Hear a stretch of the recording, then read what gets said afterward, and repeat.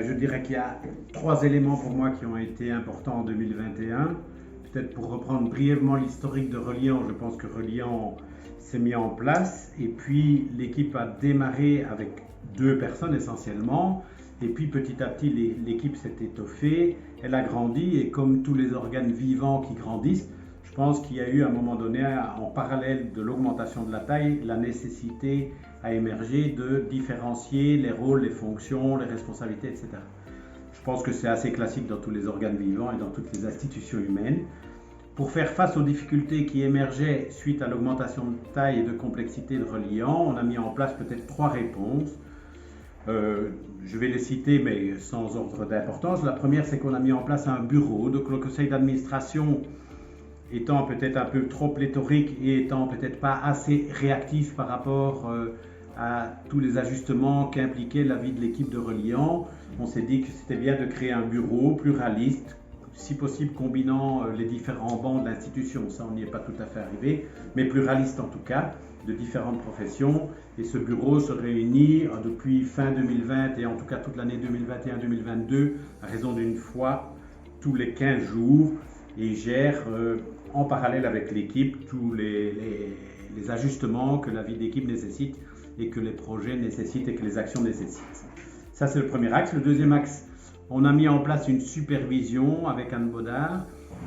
Pourquoi ? Parce que, comme dans tous les endroits où on met plusieurs êtres humains ensemble, l'aspect interpersonnel et l'aspect relationnel, même s'il est censé être relativement fluide, ne l'est pas toujours. Et donc, on a, grâce à cette supervision avec Anne Baudard et qui s'est fait en parallèle avec le bureau et en parallèle avec l'équipe et parfois ensemble, cette supervision a permis de clarifier les rôles, les mandats, les procédures, les responsabilités, de façon à ce que l'organisation de l'équipe soit plus fluide.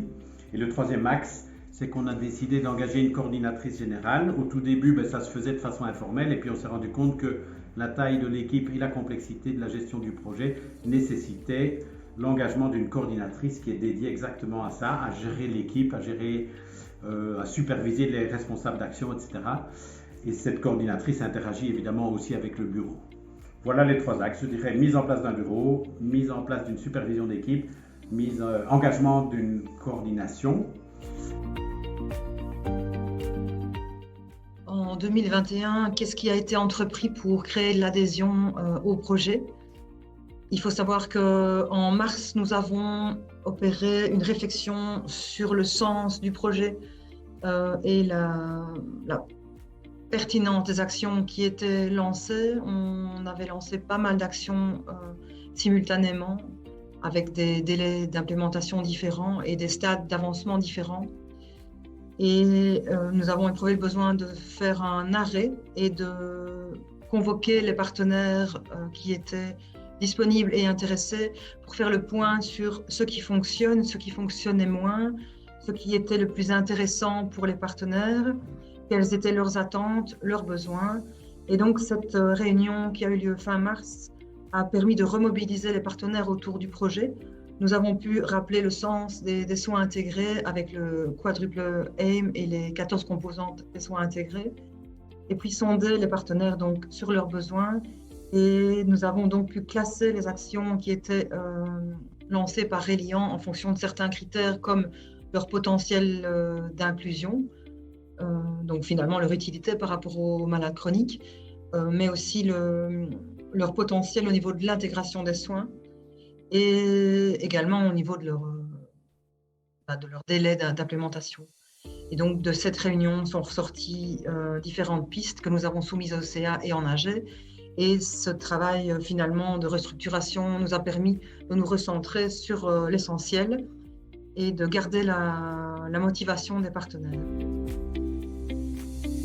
En 2021, en plus de la communication générale et quotidienne qu'on a avec les partenaires et avec les malades chroniques, on a pu retravailler et relifter notre brochure générale, et ça s'est fait en commun avec le Chronicopôle, donc un support beaucoup plus attractif.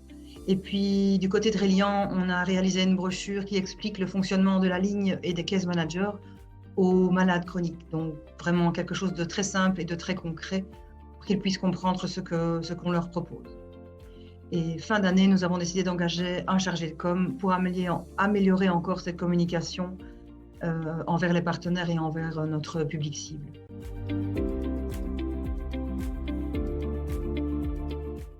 Un autre élément important de 2021, c'est que Reliant a décidé d'élargir son groupe cible opérationnel à toutes les pathologies chroniques. Donc, ça permet de proposer les actions à un plus large éventail de personnes malades chroniques et donc de ne plus se limiter aux personnes qui ont soit le diabète, soit le BPCO, soit une maladie cardiovasculaire ou plusieurs maladies à la fois. Et puis, ça facilite également grandement la compréhension du projet par les partenaires.